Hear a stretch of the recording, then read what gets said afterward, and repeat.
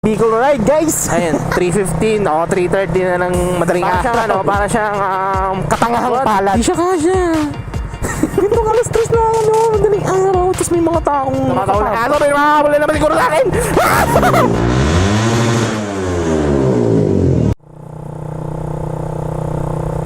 What's up guys? DownShiftVinci here. Eto na, namiss ko tong gawin. Bicol ride guys. Grabe Bicol rides na pero naka walang gloves. Hindi guys, technically namimiss ko na rin bumiyahe ng Bicol. Pero hindi ito about sa Bicol guys. Dito about sa pagbiyahe ko ng Bicol or about lang to sa bibili ako pagkain eh. Bibili ako pagkain dyan sa McDonald's. Kasi walang pagkain sa bahay. And dahil din sa work ko na graveyard shift. Kaya ayun. And naisip ko rin na mag-vlog ngayon kahit gantong oras like ayun 3:15 o 3:30 na ng madaling araw. 'Di ba? Gusto ko lang din kasi magbigay ng context sa inyo guys kung ano nangyayari sa buhay ko tsaka kung ano-ano pa. So umpisa natin muna sa thumbnail ko. Yan, sa thumbnail. Kasi kung makikita nyo naman yung thumbnail ko, 'di ba? Nagana na naman, may gas-gas yung side mirror or nag-crash na naman ako. Well, technically hindi siya totally crash, guys. Para siyang katangahang palad kumbaga. Ang tatanga at ang bobobo ng mga taong 'yan. Parang katangahang palad kasi kung mapapansin niyo, 'di ba?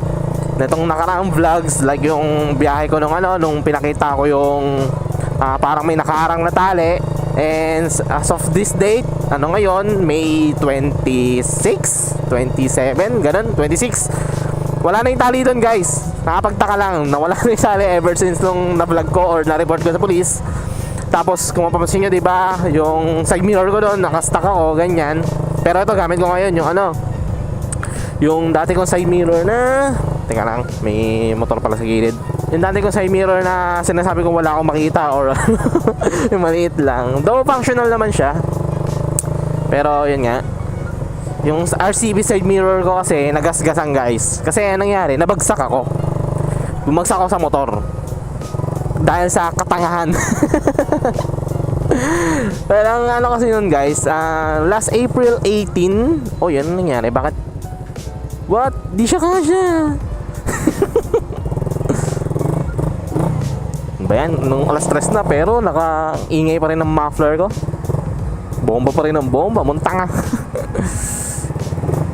So yun nga guys, last April 18 kasi umuwi kami ng Bicol. Kasama ko si Casey tsaka si Carlo. Pero kami, naka 4 wheels. Yan, naka 4 wheels kami. Si Carlo yung yung driver namin kasi pareho kami ni Casey hindi mag-drive. Or si Casey marunong kaso hindi siya ganun sanay sa mag-drive since puro motorcycle siya. Ako wala talaga akong idea. Wala akong akalam-alam sa pag-drive ng 4 wheels. Kaya ayan, si Carlo sinama namin sa Bicol.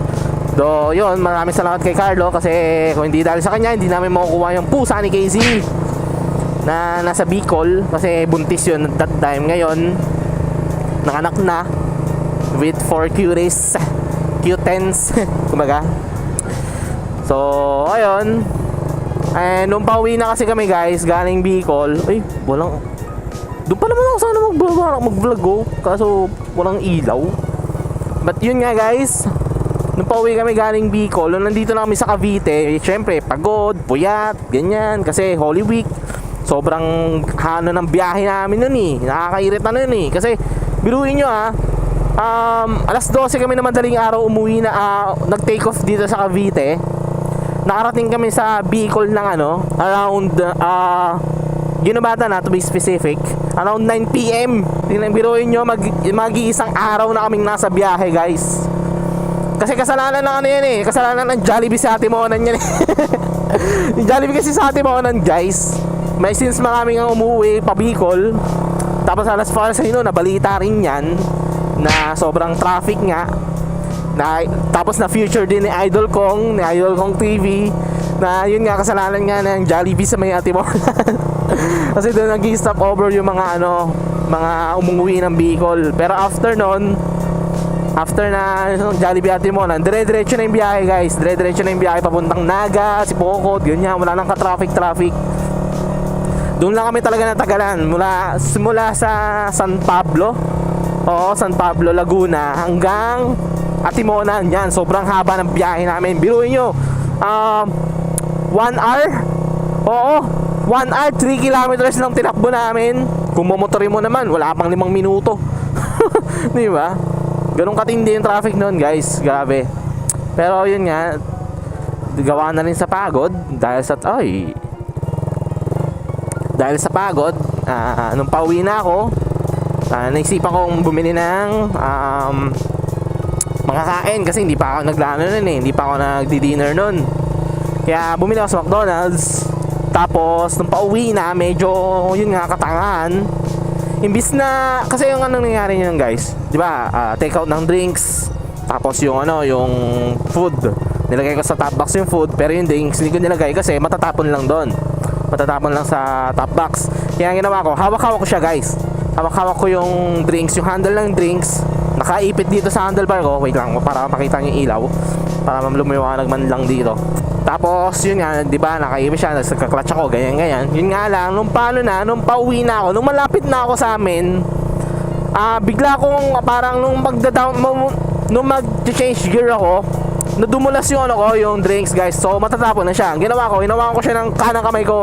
Kumbaga nagento ko, ganyan, ginanyan ko. Kaso na-out of balance ako. Na-out of balance ako para lang ma-save yung buwisit na drinks na yun. And bibili sana ako sa McDonald's dito, kaso sarado. Holy smokes.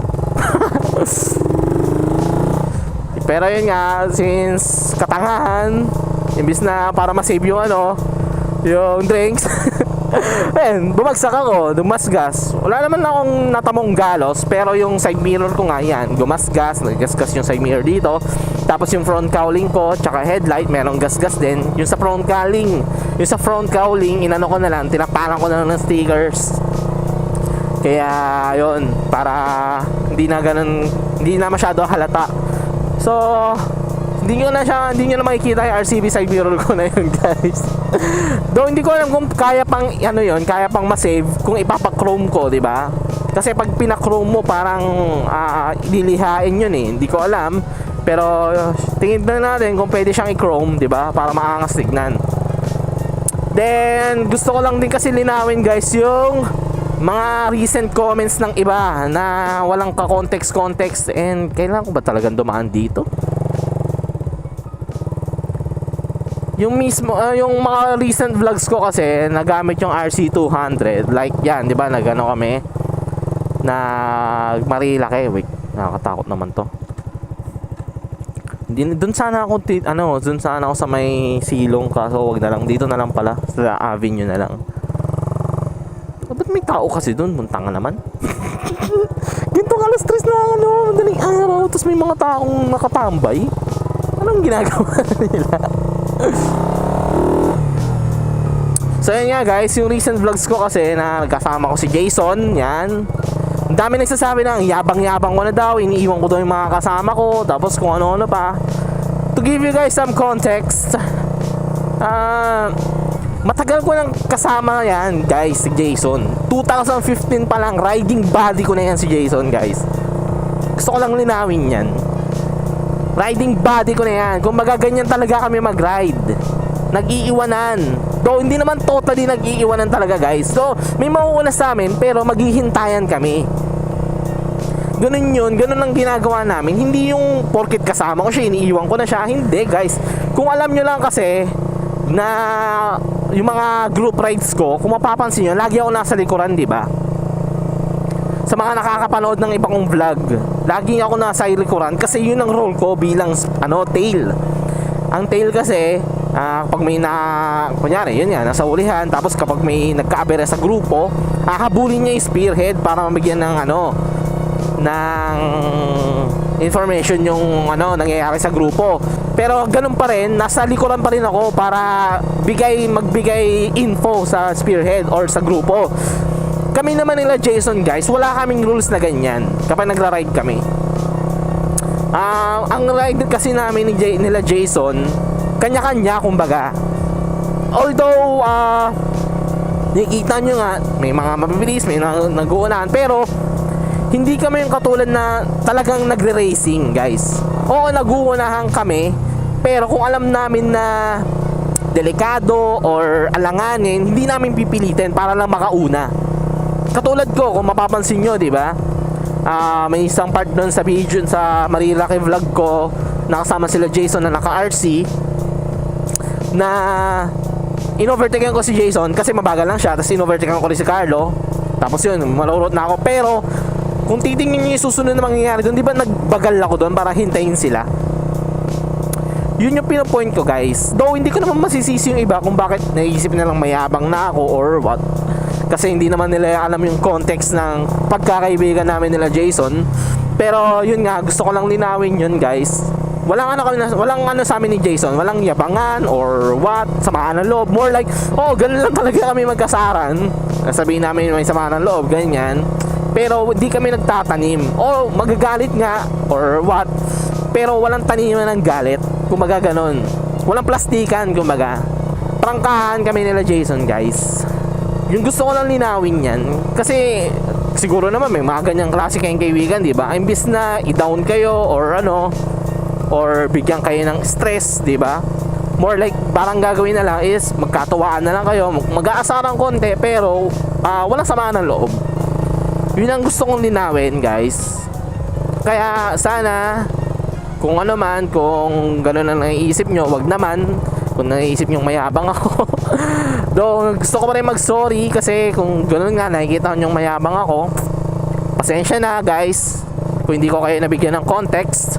Pero ayan nga, gusto ko lang linawin yan. Kasi nakakaano na rin, kasi nakakatakot eh. No, yung aso. Ay, mga aso. Busy, may isang aso dito na nakahabol eh, nakakainis eh. So, ayun nga, guys, gusto ko lang linawin yan sa amin nila Jason. Teka, pasensya na kung may hinihinaan ko yung ilaw ko ngayon.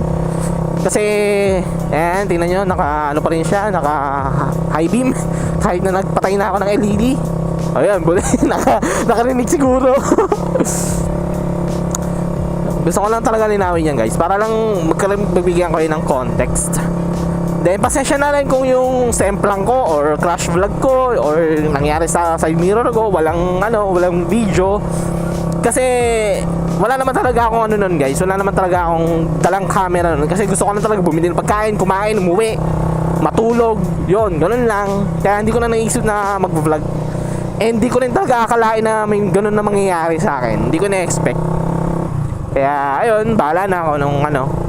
Kaya pasensya na, guys, pasensya na about doon. And then ano pa bang gusto kong linawin? Then ito nga, ang dami na nagsasabi na, Pops, ang pangit na ng vlog mo, Pops, ganyan. Kasi hindi na Raider yung gamit ko. Gusto ko lang din talaga linawin yan, guys, na kung nag-subscribe kayo dahil sa Raider 150 Fi ko, maraming salamat doon. Pero like I said, gamitin ko lang tong Raider 150 Fi ko kapag city driving.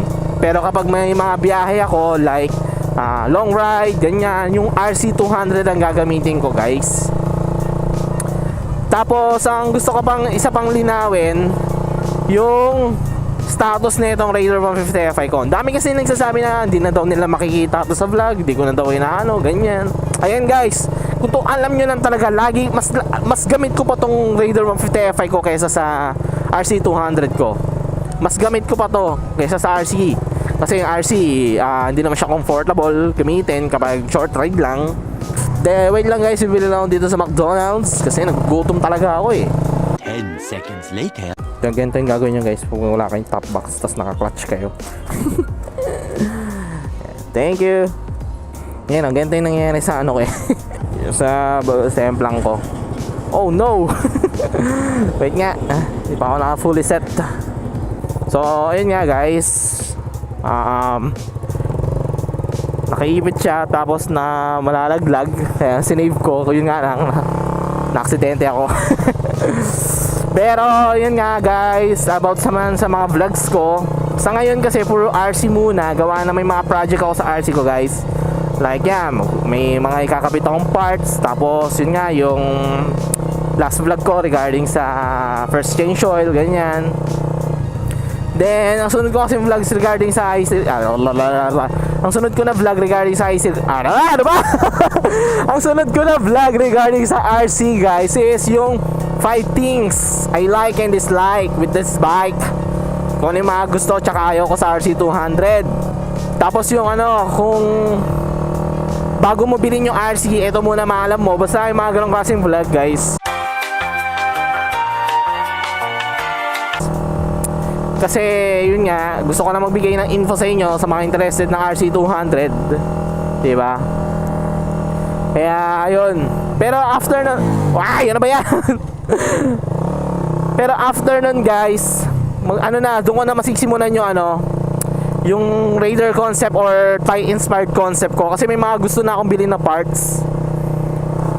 Kaya babalik na naman yung Caloocan vlogs, mga Caloocan vlog ko, guys. Kaya pahintayin na lang nun. And yun nga, kung hanggang ngayon sinusuportahan nyo pa rin ako even though yung iba umalis na, maraming salamat. And ano nangyayari sa drinks ko, yun na naman, matatapon na naman. Pero yun nga, maraming salamat kung hanggang ngayon, guys, suportado nyo pa rin ako. Sa mga nagpapa-shoutout, pasensya na kung di ko kayo na-shoutout, pero na-explain ko na yan dati kung bakit ang hirap mag-shoutout. Pero still, maraming salamat. Then sa mga nanonood, sa mga nagsusuporta, sa mga haters, wala ko na ako magagawa sa inyo. Kung ayaw nyo sa vlog ko, okay lang. Kung ayaw nyo sa vlog ko, okay lang. But still, maraming salamat pa rin kung pinapanood nyo para lang mag-comment kayo ng hate comments. So, ayun, guys, kung may mga hindi pa ako na-mention or kung ano-ano, pasensya na. Pero yun nga, ang tagal ko na dito nasa labas, naiiwan ko lang yung trabaho ko eh. But still, maraming salamat talaga sa inyo, guys. Maraming salamat sa support, sa pag-like, sa pag-share, sa pag-comment. May tumatahol na aso, may makahabol na naman siguro sa akin. Hinabol lang ako. Anyway, guys, you all know the drill. Ride safe. Maraming salamat ulit. Peace out. Hindi nakikita yung peace out ko eh, pero nagpe-peace out ako.